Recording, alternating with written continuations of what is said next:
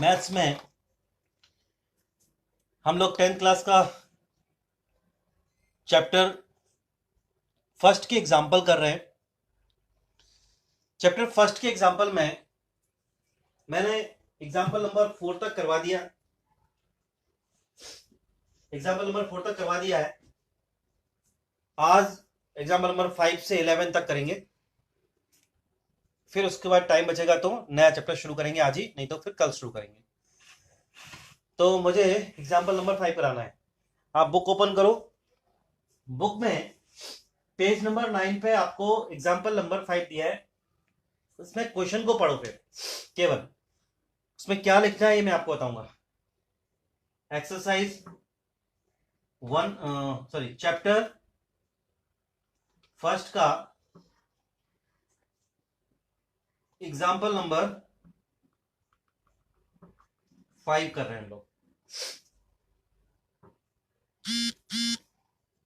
ऐसा एक क्वेश्चन हमने एक्सरसाइज में भी किया था, एक्सरसाइज 1.2 में किया था।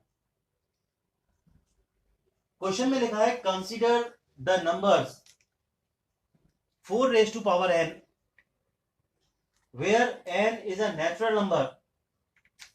Check whether there is any, वहां 6 raised to power n का किया था, यहां 4 raised to power n है। Check whether there is any value of n for which 4 raised to power n ends with the digit 0. 4 raised to power n, n क्या है? Natural number 1 2 3 4, इस तरह से नेचुरल नंबर। मैंने आपको बताया था कि अगर हम 4 की पावर 1 करेंगे तो 4 आएगा और उसके प्राइम फैक्टर्स 2 इंटू 2 होंगे। ऐसे ही 4 की पावर 2 करोगे तो 4 इंटू 4, इसके प्राइम फैक्टर्स क्या होंगे? 2 इंटू 2 इंटू 2 इंटू 2। 4 की पावर 3 करने पे भी ऐसा ही होगा। क्या आपको 4 की पावर चेंज करने से कोई नया फैक्टर मिलेगा क्या? नहीं मिलेगा। इसीलिए हमारा जो फंडामेंटल थ्योरम ऑफ अर्थमेटिक है वो ये कहती है कि हर एक नंबर के अपने खुद के जो प्राइम फैक्टर्स होते हैं वो यूनिक होते हैं, हम उन्हें बदल नहीं सकते, ना कुछ और हो सकते हैं उसके अलावा। ओके, आइए आपको बात समझ में। तो इसको करना कैसे है? हमें ये प्रूव करना है। वो ये बोल रहा है कि इसका कोई आंसर आएगा। जैसे ये कितना था? 4, ये 4 है, इसका 16 है, इसका 64 है। वो इसका ये कहना है कि क्या एंड डिजिट में 0 आएगा और एंड डिजिट में 0 नहीं आए, चेक करो 0 आएगा क्या। इसके बारे में आपको थ्योरी लिखनी है। ठीक है ना? लिखिए, if 4 raised to power n ends with 0 then it must have 5 as a factor। 2 तो इसमें है, 5 और फैक्टर होना चाहिए। वैसे दोनों फैक्टर होने पर ही 0 आता है, 2 और 5 दोनों होने चाहिए। तो आप यहां चाहो तो लिख सकते हो, उसमें it must have 2 and 5 as a factor. 2 और 5 इसके फैक्टर होना चाहिए, बट इसमें 2 है इसलिए मैंने लिखा नहीं उसके बारे में। But we know that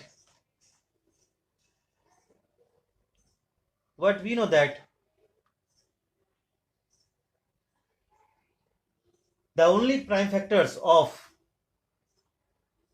the only prime factors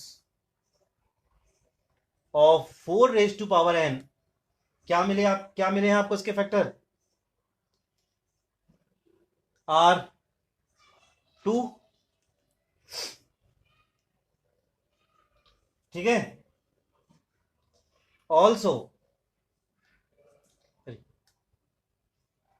also we know that, yeah, we know from arithmetic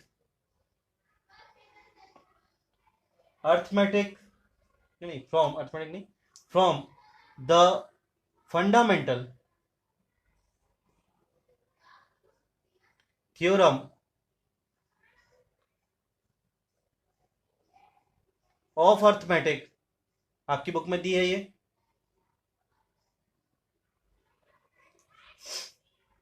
arithmetic, that क्या थ्योरम है? That the prime factors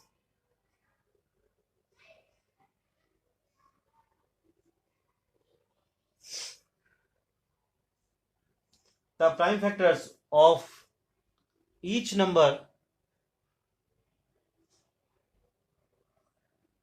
is unique।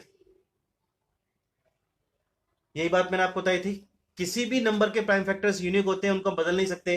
ऐसे 4 रेज टू पावर हम कितना भी रख दें, कोई भी नेचुरल नंबर रख दें, कभी भी हमें 2 से अलग कोई फैक्टर नहीं मिलेंगे। इसका मतलब क्या हुआ? Therefore 4 raise to power n can never ends with 0। Note कर लीजिए, कोई डाउट है तो पूछ लो, ऐसा हम क्वेश्चन पहले कर भी चुके हैं।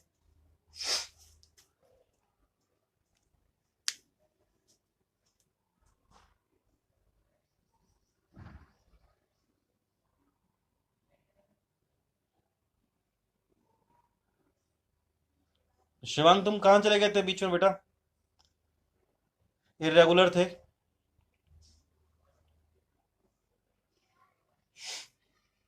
नोट कर लीजिए।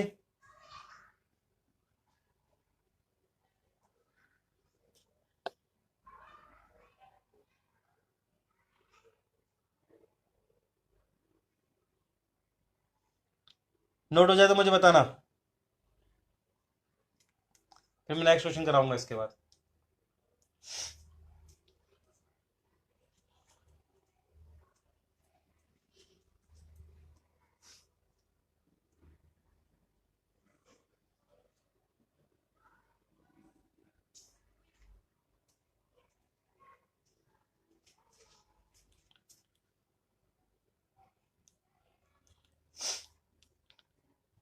हो गया?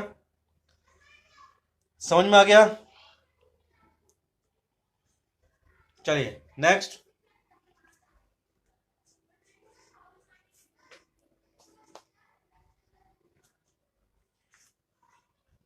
Next example number 6। आप बुक में पेज नंबर 10 निकालिए, उसमें एग्जांपल नंबर 6 को पढ़ो।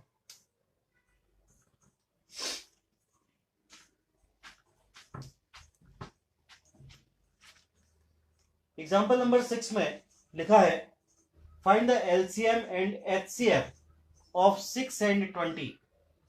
6 एंड 20 के आपको एलसीएम और एचसीएफ निकालने हैं by the prime factorization method, और प्राइम फैक्टराइजेशन मेथड का यूज करना है। सिंपल सा क्वेश्चन है। सबसे पहले हम लोग एलसीएम निकाल लेते हैं। एलसीएम के लिए हमें एक साथ करना होता है, दोनों नंबरों को एक साथ रखना है, और छोटे छोटे जो प्राइम नंबर्स हैं वहां से स्टार्ट करनी है। 2 से इसमें डिवाइड होगा 3, 2 से इसमें 10, फिर 2 से 3 और ये 5, फिर 2 से तो नहीं होगा, 3 से होगा। नेक्स्ट जो प्राइम नंबर आएगा वो 1 और 5, अगेन 5 से करेंगे तो 1 और 1। इस तरह से इसका एलसीएम क्या होगा? एलसीएम होगा 2 इंटू 2 इंटू 3 इंटू 5, आंसर आएगा 60। एचसीएफ में हम लोग दोनों के अलग अलग प्राइम फैक्टर्स निकालते हैं। 6 के लिए 2 से करेंगे 3 और 3 से 1। ऐसे ही 20 के लिए 2 से करेंगे तो 10, फिर 2 से करेंगे 5, फिर 5 से करेंगे तो 1। तो prime factors of 6 is equal to 2 into 3। Prime factors of 20 is equal to 2 into 2 into 5। Common देखिए, तो एचसीएफ क्या होगा? 2 इसका एचसीएफ होगा। इसमें केवल एलसीएम और एचसीएफ पूछे गए थे, तो आपने आंसर दे दिया। नोट कर लीजिए।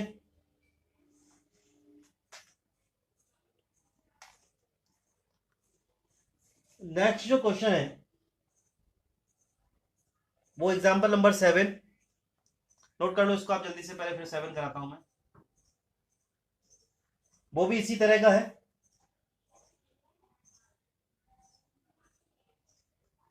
नंबर केवल चेंज कर दिए हैं। एग्जांपल नंबर 7 में बोल रहा है कि find HCF of 96 and 404। By prime factorization method, hence find their LCM, और फिर इसका एलसीएम भी फाइंड करो, ऐसा उसने पूछा है। ठीक है, देखिए क्वेश्चन जो लिखा रहता है उसी से हमें बहुत कुछ बातें समझनी होती हैं। ये चाहता तो ऐसा कर सकता था ना कि फाइंड, जैसे पिछले क्वेश्चन में था find LCM and HCF by prime factorization method, तो हम ऐसे ही क्वेश्चन कर लेते।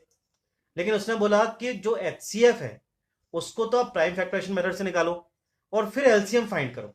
तो क्वेश्चन क्या बताना चाहता है, क्या पूछना चाहता है, ये आपको समझना होगा।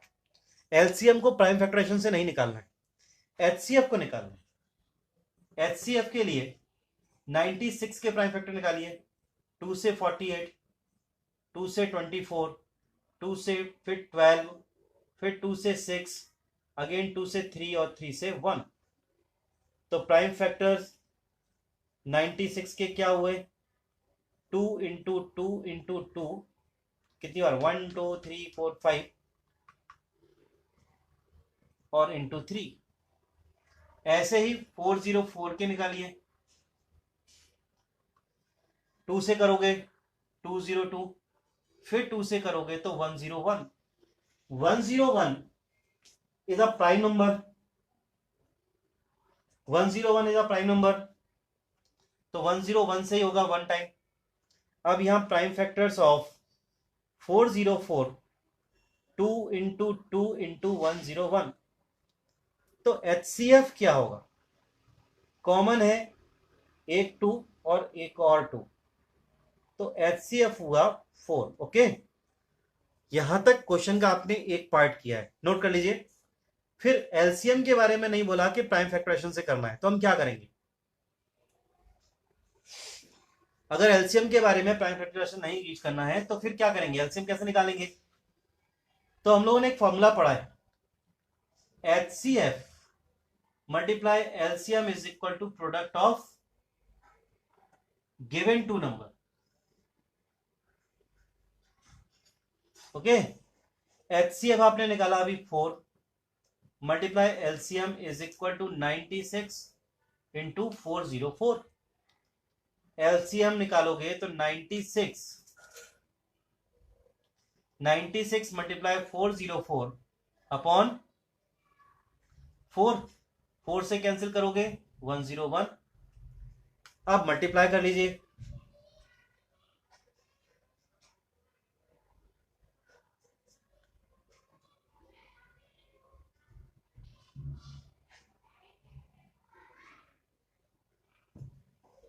करिए मल्टीप्लाई, कितना आएगा,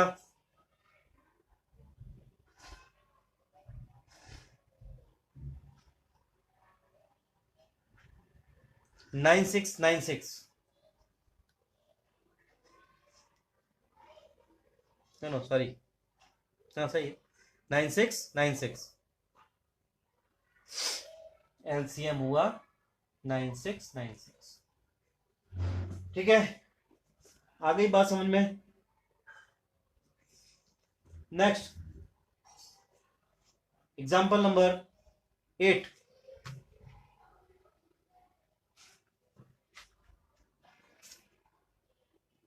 एग्जाम्पल नंबर 8 में लिखा है find HCF and LCM of 6, 72 and 120।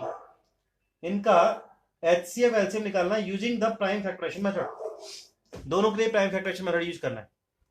LCM 6, 72, 120, 6, 72, 120,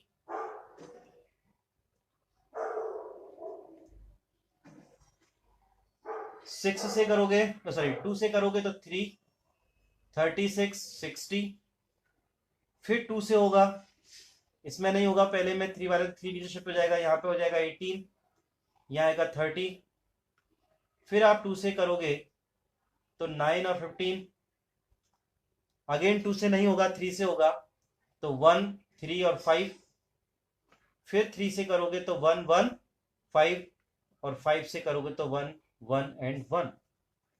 LCM क्या हुआ, 2 into 2 into 2 into 3 into 3 into 5।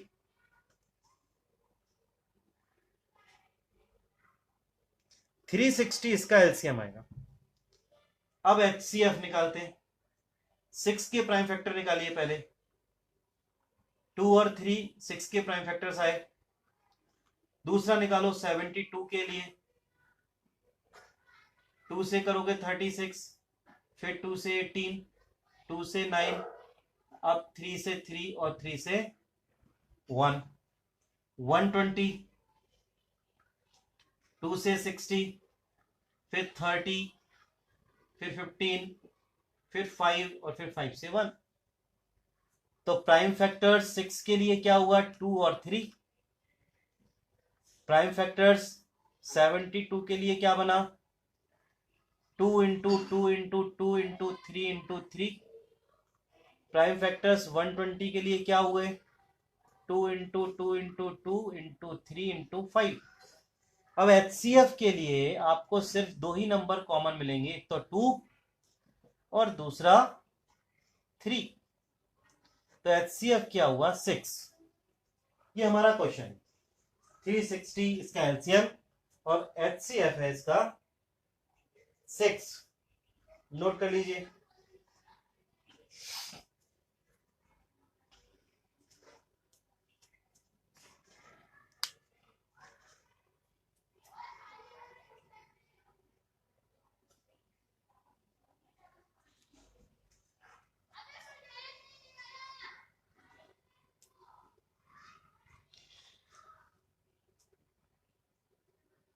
Note हो जाए तो मुझे बताना, जिससे मैं next question कराऊं।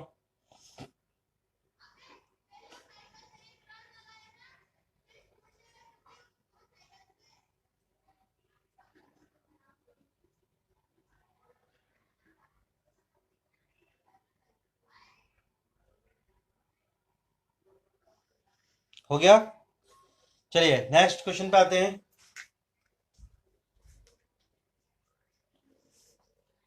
Example number 10, sorry 9।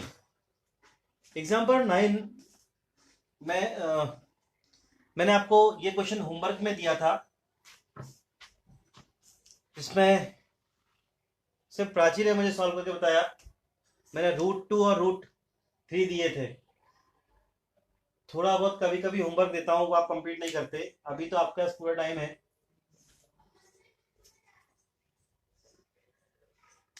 चलिए अब मैं करा रहा हूं √3। प्रूव करना है एग्जाम्पल नंबर 9 में।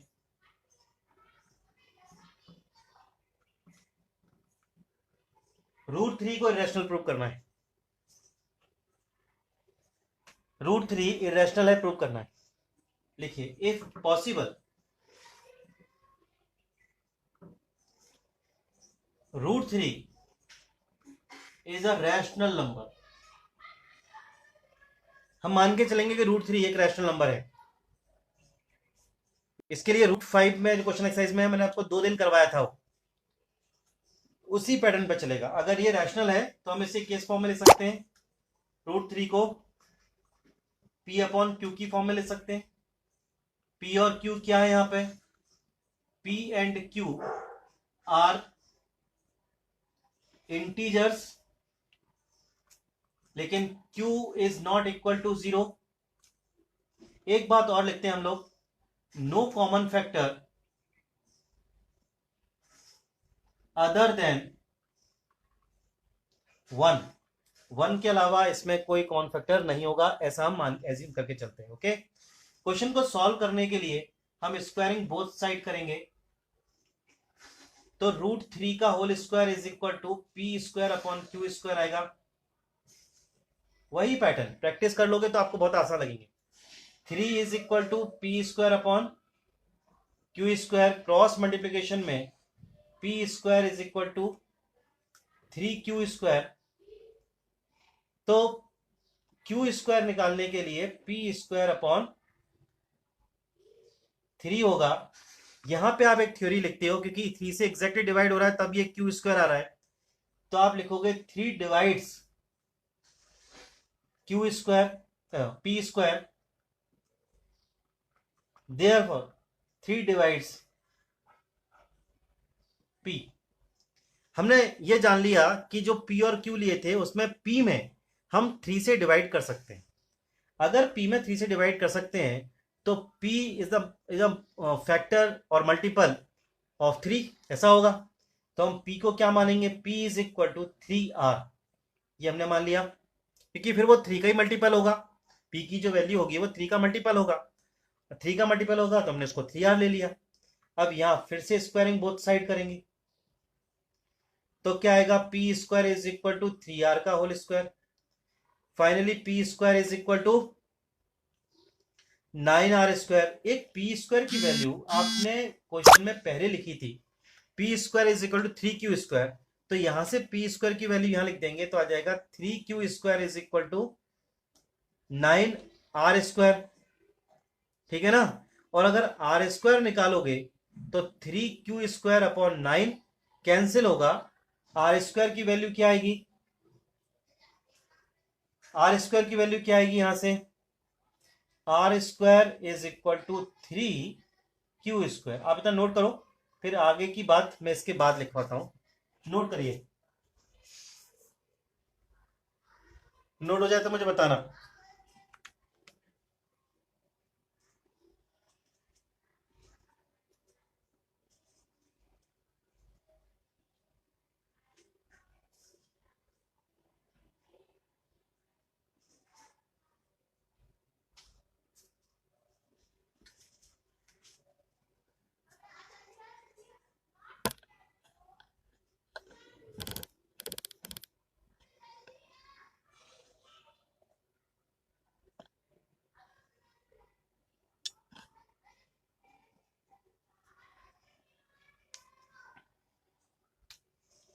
आ रहा है आपको समझ में?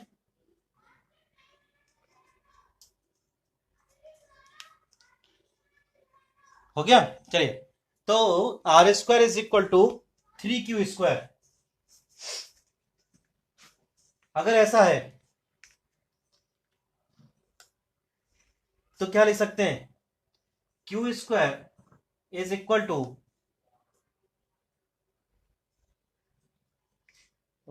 एक मिनट फिर गलती, R square is equal to Q square upon 9, R square is equal to Q square upon 9, नहीं 3, कैंसिल करेंगे तो यहाँ पे 3 आएगा, ठीक है। इससे क्या पता चला, जैसे हमने यहाँ रिलेशन निकाला था Q square is equal to P square upon 3 में, ऐसे हम यहाँ पे पी स्क्वायर अपॉन 3 था तो हमने क्या लिखा था, 3 divides P square, 3 divides P.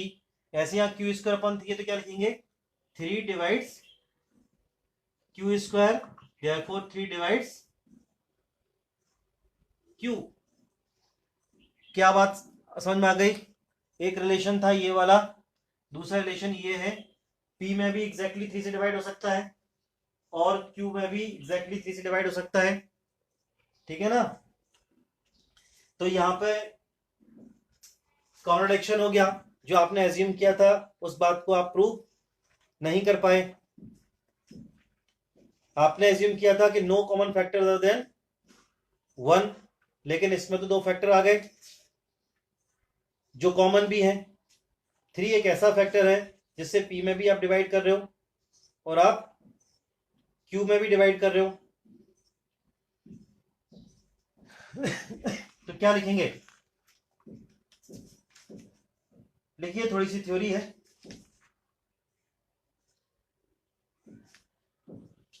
देखो, P and Q have at least 3 as a common factor,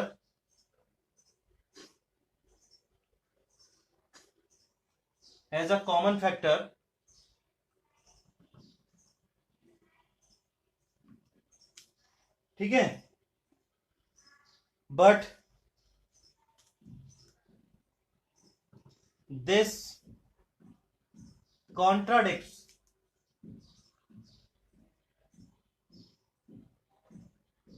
the fact that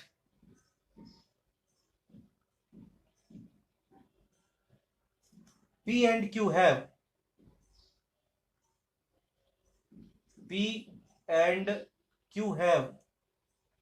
no common factor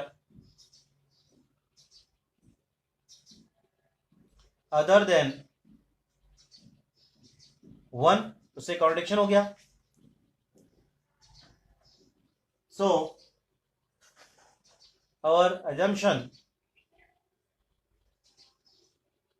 is wrong, hence root 3 is an irrational number.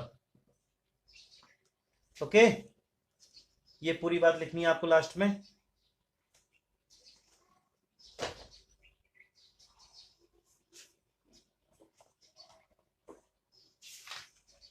अब इसके last 2 example बचे हैं, ये मैं कल कराता हूं, और कल हम एक नया चैप्टर शुरू कर देंगे ट्रिग्नोमेट्री का. ठीक है, कुछ बेसिक्स बातें उसमें बताऊंगा. चैप्टर की शुरुआत है, जितने ज्यादा से लोग उसमें शुरुआत में रहेंगे उनको ज्यादा समझ में आएगा. ठीक है, नोट कर लिया.